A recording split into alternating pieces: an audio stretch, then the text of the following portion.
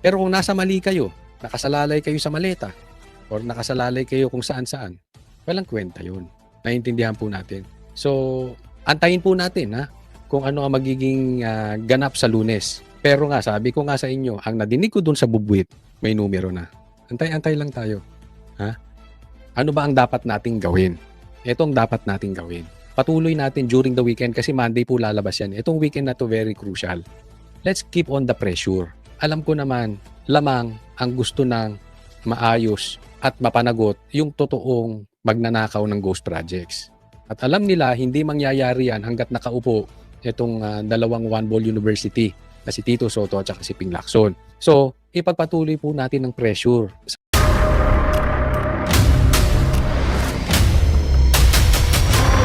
Bago tayo mag-umpisa, baka pwede nyong i-like ang video na to. Malaking bagay ang like sa aming mga content creators. Maraming salamat po.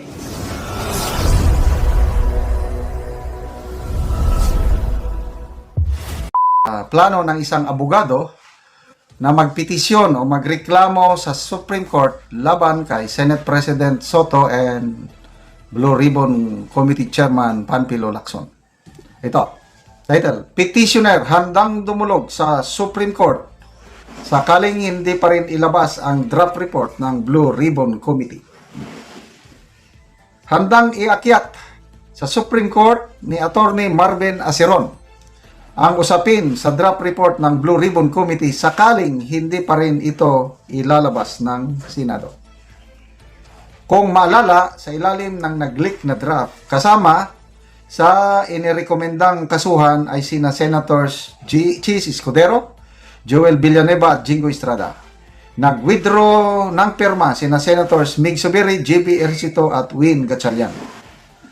Kamakalawa, nag-submit ng petisyon si Aceron sa Senado para isapubliko na ito, pero sumagot si Senate President Tito Sotto na kaya hindi ito inilalabas ay dahil draft pangalang at hindi pa pinal.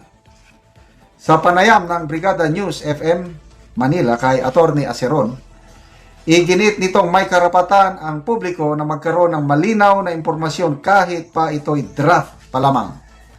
Ayon pa kay Aceron, mas nakakahiya kung pinagtatakpan ang katotohanan, lalo na kung may mga lumabas na balita na sangkot sa kaso ang ilang senador.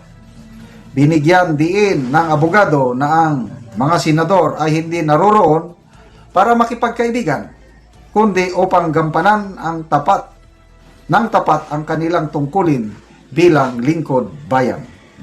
So, ayos, Attorney Marvin Aceron, first time ko siyang marinig, pangalan niya. Kailang, agree ako sa kanyang posisyon na dapat malaman natin. So, ang rason na draft pa lang, I don't know kung tatanggapin nyo ba yung rason na hindi, draft pa lang yun eh. Wala na, nakita na nga eh. So, sana ilalabas. Ako rin gusto kong malaman yung tama yung punto ni Atty. Aceron na walang pagtakpan. Kung talagang may kasalanan yung tatlong senador na yan, dapat ituloy nila ang pag-recommend. May nabanggit, may nabasa akong post. Si Senator Lacson, sabi niya, bakit may tangka na magkudita ang minority, palitan ang Senate President? Ang nakikitang rason ni Senator Lacson ay dahil sa nag-leak na Blue Ribbon Committee report na kung saan nandun yung tatlong minority senators. Dati sila yung mga leader Senate President, Pro Tempore, and Majority Floor Leader. Tapos sila na ang kakasuhan. Kaya ngayon, muntikan ng nakudita ang Senate Presidency ni Senator Soto. So, kailan ito ilalabas?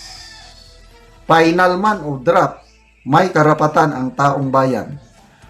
Sumisigaw ang taong bayan na kung sino yung nagkasala, dapat kasuhan at maparusahan, makulong. Ang nabalitan na puros mga mga kontraktor ang karamihan na nasampahan na naman ang kaso, mga ganun. Mga dilis lang yun eh. Mga biktima, sa pananaw ko, mga kontraktor, biktima yan. Although may kasalanan sila, but they are the least guilty, mga kontraktor. Kasi kung patas ang labanan, walang palakasan, magbid lang sila ng magbid, at manalo yung manalo, ang korupsyon maiiwasan. Paano yung style sa DPWH na mayroon ng nanalo, biding-bidingan, meron ng favored contractor, palabas lang yung bidding-bidding. So, hindi ako maligaya. To me, taong bayan hindi maligaya kung puros mga kontraktor lang ang nasasampa ng kaso at nakukulong. Ang utak sa anomalyang ito, mga mambabatas. So ilan ng mambabatas ang nakakulong? Isa pa lang, ex-senator pa. Ano sa tingin nyo? Malaking isda ba si ex-senator Revilla? To me, hindi. Ang mga malalaking isda, si Saldico. Kaya lang, nandun man siya sa malayong lugar, hindi natin alam kung nasa Portugal ba o nasa ang lupalop ng mundo. Hay ang buhay dahil marami ng kwarta, bilyones, dolyar yan ha. O tapos, magagawa ba niya yun na walang kinalaman ang dating Speaker Martin Romualdez? Tapos yung ikininto ni Congressman Toby Chanco, alam na ng Pangulo ang nangyayari sa budget. Kinukuha ni na Martin at Saldico yung budget nilalagay sa flood control, nagalit na siya. Alam niya na. Kaya lang, pinabayaan pa rin. So, sino ang dapat sisihin? Sino yung pumirma sa pinakakurap na budget? Kaya lang, hindi daw pwedeng sisihin ang Pangulo. Dahil wala daw siyang ginawang masama. Granting na hindi siya nagnakaw o wala siyang ginawang masama. Ang problema, yung kahinaan naman niya bilang Pangulo. Dahil pinabayaan niya 3 straight years. 2023, 24, 25 na binalahura ng mga kongresista ang budget. Command responsibility. So, God save the Philippines. Any objections? I don't see the minority here, only the majority. Walang minority. Sagutin natin yan lahat-lahat. Observe lang natin ang nangyayari. This is also in cooperation with the minority. With the minority, They know that yes. we're going to adjourn early. Ayan, No Sige, objections tawa lang kayo. heard.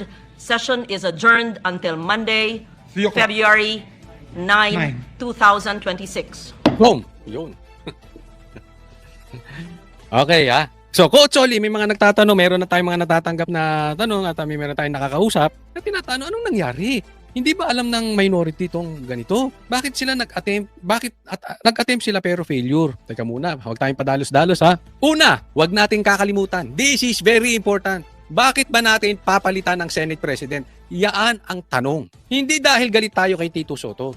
Dahil binaboy nila yung investigasyon dyan sa Blue Ribbon. Di ba tayo naman ayaw naman natin dati si Cheese. Pero dahil napakita ni Cheese na siya ay sumang-ayon sa konstitusyon at hindi ito laban ng politika, okay sa atin di ba? Hindi dahil sa gusto lang natin palitan ang Senate President. Yun ang tanong, bakit natin gustong palitan? Binababoy nyo ang investigasyon. Kaya nga dapat, kung ako tatanungin, hindi dapat si Loren Legarda. Dapat galing sa minority ang papalit. Kasi kung ganyan din, magpapalitan lang kayo ng magpapalitan.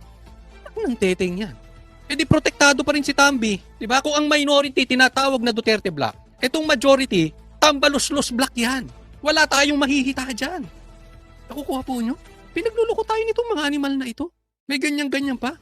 Hindi ko, ito is aking opinion lang.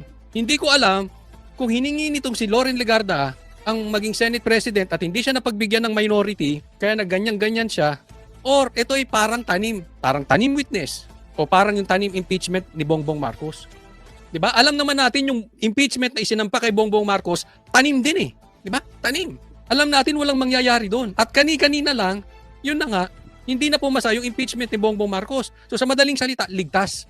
Ganito po ang ginagawa nila. Dahil po, mataas po ang sigaw ng taong bayan na palitan ng Senate President.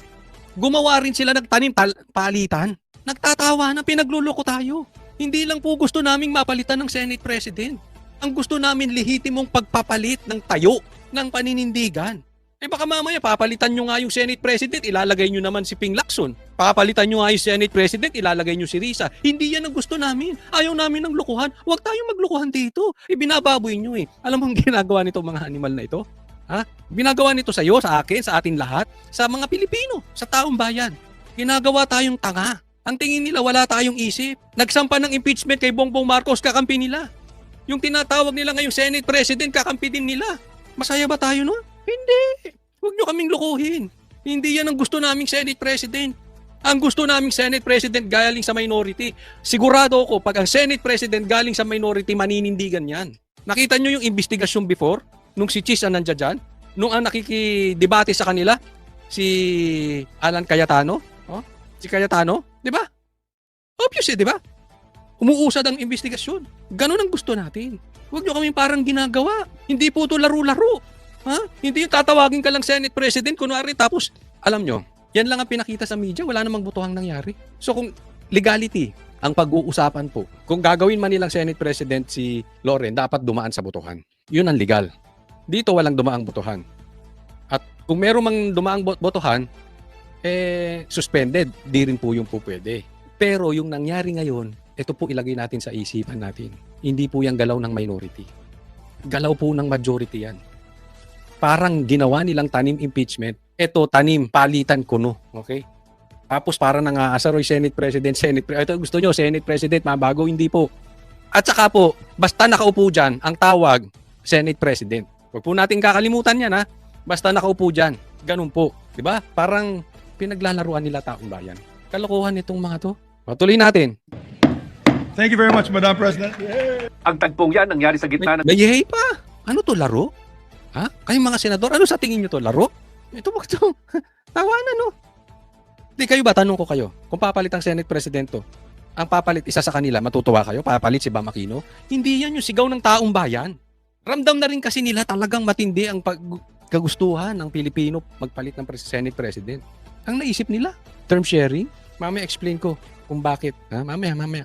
ugong ng panibagong kudita sa liderato ng Senado kung saan sinasabing si Legarda ang nakaumang na humalili kay Soto at maging kauna-unahang babaeng Senate President sa kasaysayan. Tinanong sina Legarda, Zubiri at Soto ukol sa nangyari. Presiding officer. Hindi.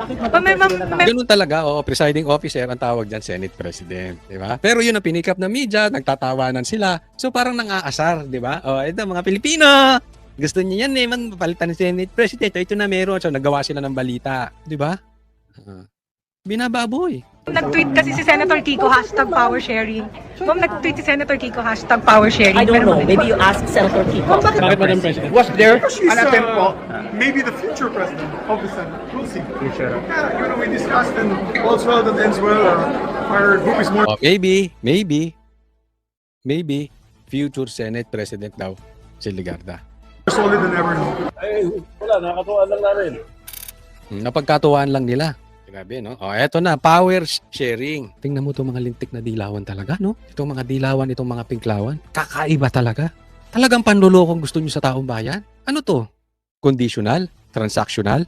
Yan pagpapalit ba ng Senate Presidency, sa tingin ninyo, namumuliti ka lang kami? Hindi! Dahil nabababoy ang Senado. Dahil nabababoy ang investigasyon. Kung kayo-kayo lang ang magpa-power sharing, pustahan tayo, itaga nyo sa bato. Hindi maiimbestigahan si Tambaluslos. Tambaluslos black kayo, hindi kayo majority black. Tambaluslos black kayo. Pustahan tayo. Hindi maiimbestigahan si Bongbong Marcos. Nagpapaganyan-ganyan ka pa, Kiko? Ha? Kinain na ng dilawan itong administrasyon natin. Saka na kayo magyabang.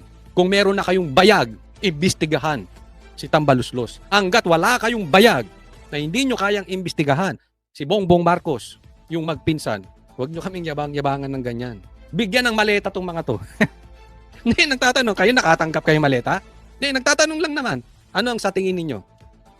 Nakatanggap ng maleta tong mga to? Ilang kayang maleta natanggap nitong mga to? Sige, ilagay nyo sa comment section. Antayin natin. Tingin nyo lang. Unang nag-post sa social media si Senator Kiko Pangilinan ng isang litrato sa loob ng Senate Lounge kasama si Legarda at 7 na iba pang senador na bahagi Walang minority. Okay. Ha? Sige lang, magyabang kayo. Okay? Ako, naniniwala ako. posibleng sa Lunes, baka sabihin ninyo, tsamba. Ito ha, in my opinion, hindi po totoong nag-attempt ang minority bloc ng kudeta tapos nag-fail. I don't think ganun nangyari. Ang nangyari, nagtanim kudeta tong mga to. Tapos, nag-usap na lang sila, o sige, term sharing na lang tayo. Diba? Para sa ganun, everybody happy. Anyway, iisa lang naman pinoprotektahan natin. Pare-parehas tayong tambaluslos block. Diba? So, walang attempt. Sa tingin ko lang, hindi naman mag-a-attempt ang minority block o ang Duterte block kung wala talaga silang numero. So, kung merong attempt talaga, sige lang.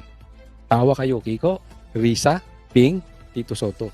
Posible ito sa Lunes. Ilan na ba kayo? 1, 2, 3, 4, 5, 6, 7, 8, 9. Ano ang numero ng minority block ngayon? Siyam. Baka mamaya, sa Lunes, siyam na lang kayo at yung wala dyan, sila na ngayon ng 15. Kahit hindi pa nakaboto si Bato, 14 pa rin sila, lamang pa rin. Huwag masyadong mapagmataas. Alam niyo po, yung masyadong mapagmataas, binababa ng Diyos. Lalong-lalo na yung pinaglalaban ninyo, ay nahatiran ng mali-maleta. Sana hindi kayo nahatiran ng maleta, kaya mga nawalan na kayo ng paninindigan. Ng mayorya, sina Soto, Senador Bam Aquino, Panfilo Lacson, Risa Ontiveros, Win Gatchalian, JV Ejercito at Zubiri. Ang sabi ni Ejercito, isa sa mga napag-usapan umano sa pulong ang isang term sharing agreement sa pagitan ni Soto at Ligarda. So, ano ibig sabihin ng term sharing? Between who? Ano lang, lunch talk. Para daw all's well that ends well. All's well, that ends well. Ako para sa akin hindi ako pabor talaga sa term sharing. But with the exemption, kung ang pinaninindigan ay tama, okay lang yung term sharing. Sabi nga, sharing is caring, di ba? Kung nasa tama ka. Pero kung nasa mali kayo, nakasalalay kayo sa maleta, or nakasalalay kayo kung saan-saan, walang kwenta yun. Naiintindihan po natin. So, antayin po natin kung ano ang magiging ganap sa Lunes. Pero nga, sabi ko nga sa inyo, ang nadinig ko dun sa bubwit, may numero na. Antay-antay lang tayo. Ano ba ang dapat nating gawin? Itong dapat nating gawin. Patuloy natin during the weekend kasi Monday po lalabas yan. Itong weekend na to very crucial. Let's keep on the pressure. Alam ko naman, lamang ang gusto ng maayos at mapanagot yung totoong magnanakaw ng ghost projects. At alam nila, hindi mangyayari yan hanggat nakaupo itong dalawang One Ball University na si Tito Soto at si Ping Lacson. So, ipagpatuloy po natin ng pressure sa ating social media. Kaya naman nila ginagawa yan kasi ramdam nila yung pressure coming from us. Diba? Kaya nga nagkaroon sila ng open ng term sharing, etc. etc. Naglalabas sila ng mga ganyang paek-ek para ipakita na, oy, nag-fail yung minority. Pero kung talaga mahina yung minority, hindi nila kailangan mag-resort to this drama. Diba? Itong ganitong tanim-taniman. Ganito rin ang sabi ni Zubiri. Will there be term sharing? Power sharing daw pa In the near future. Si Soto hindi sinagot ng diretso ang mga tanong kung nagkaroon nga ba ng tangkang palitan siya bilang Senate President. Ang post daw ni Senator Pangilinan, isa lang biro. Pero Hindi sinagot ang tanong kung nagkaroon nga ng tangka minority. Ako, sa nadidinig natin, wala. Wala pa.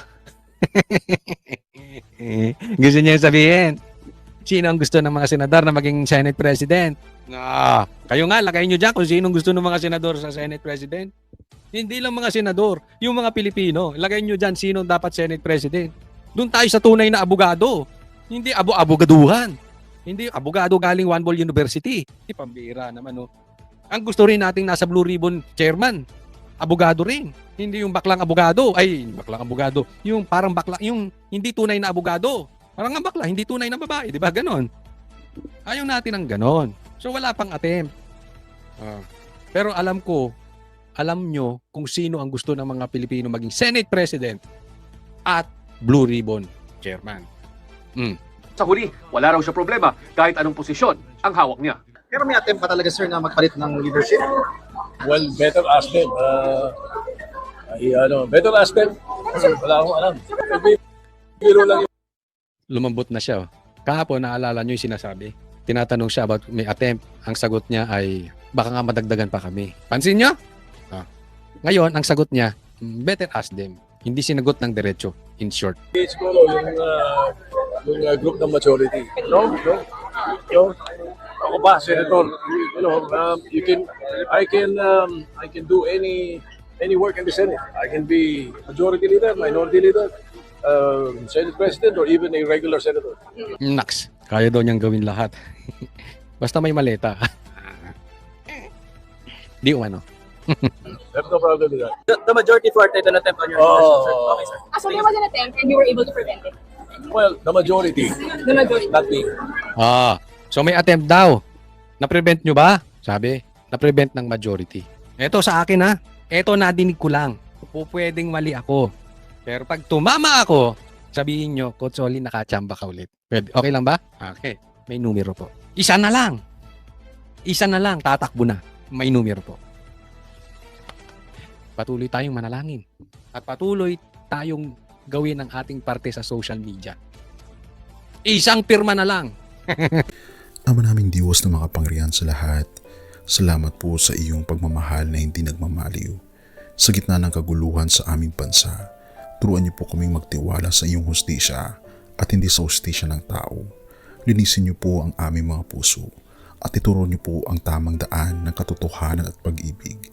Tulungan niyo po kaming maging ilaw sa gitna ng dilim at ipakita sa mundo na may pag-asa pa sa pangalan ng aming Panginoon Hesus. Salamat po sa pag-ibig po ninyo at salamat sa pagdinig ng aming mga panalangin at iligtas niyo po kami. Sa pangalawa po ninyong pagparito at patawarin po kami sa lahat ng aming mga pagkukulang at pagkakasala sapagat ito po ang aming samutiling sa matamis na pangalan ng aming Panginoon Hesus. Amen. Sa lumang silid, mag-isa kang tahimik. Walang kamera, palakpak ay wala na. Ngunit sa bawat pader ng bayang iniwan mo, may pangalan mong di na mabubura.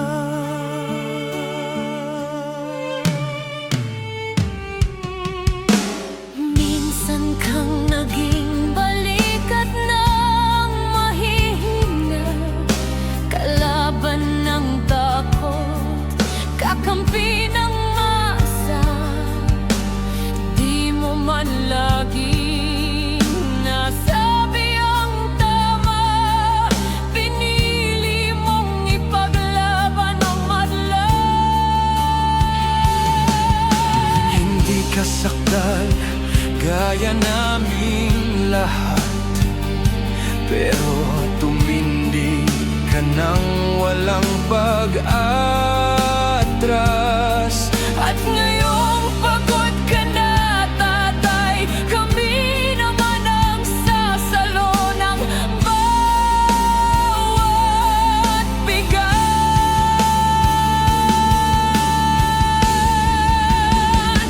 Hanggang sa dulo, ikaw ay mahal. Kahit papagod na ang iyong katawan, tatay, salamat sa iyong paglaban. Ngayon, kami naman hanggang sa dulo. Di ka namin iiwan. Ang kwento mo'y dala ng bayan.